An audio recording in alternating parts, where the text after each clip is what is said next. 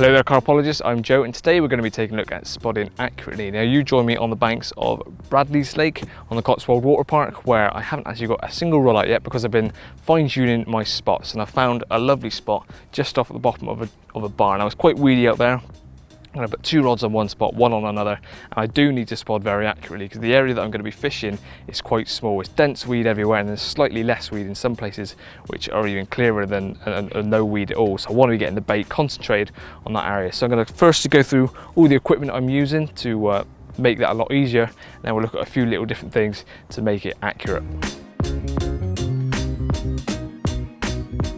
Now first up, the rod and reel combo that I'm using. I'm using a 13-foot long-range Spomb rod today, which has given me a lot of extra distance. I'm fishing not huge distances, but if the wind picks up, I'm just going to be able to reach it comfortably with this setup. And that's going down to an EOS 12,000 reel, loaded up with floating spod braid. I don't want any sinking braid because obviously spodding, I want everything to be on the surface. If I got a sinking braid, it'd make it a lot more tiresome.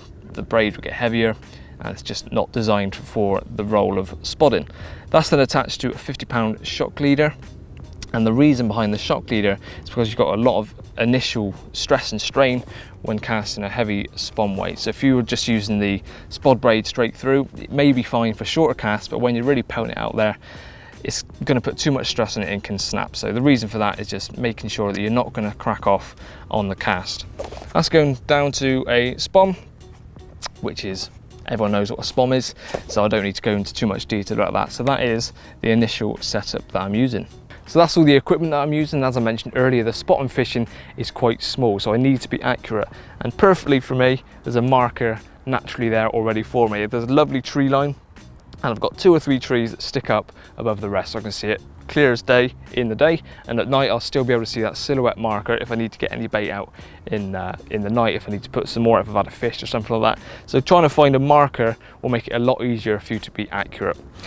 Now all of this around me is just to make things more easy to use, more efficient, quicker, and also safer. So starting with the finger stool on my hand, this is just to get rid of any kind of possibility of cutting into my finger, because braid can be very abrasive and you're casting lots of times, it can rub away at your skin, get very irritating. But if anything kind of slips or cuts into a groove, believe me, it absolutely kills. So having something like this on will protect your finger and it won't hurt, especially at the end of the day when you've been casting all day, you won't feel it so much. And to stop any kind of line slip and cutting into you, again, lock down the spool so that's not going to move at all.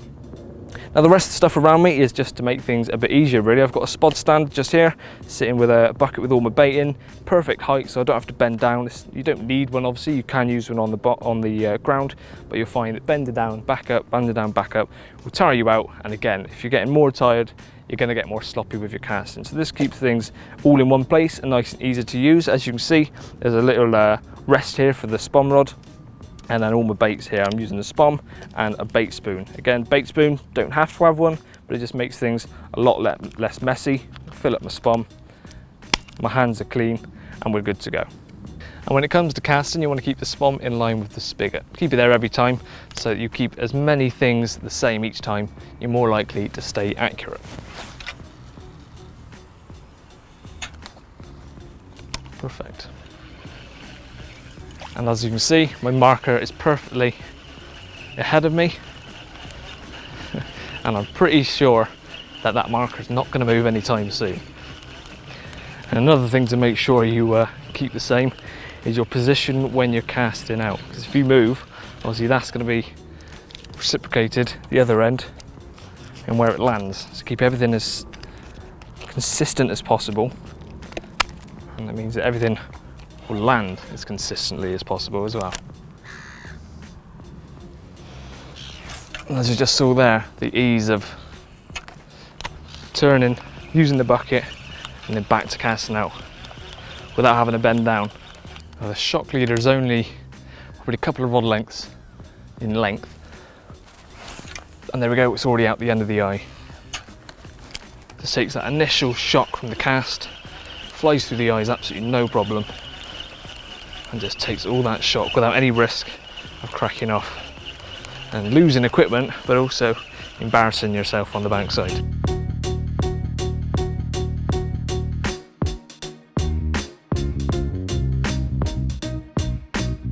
Well, I'm going to continue to feed the seagulls, and hopefully all this baiting up pays off for this session and I'll have something.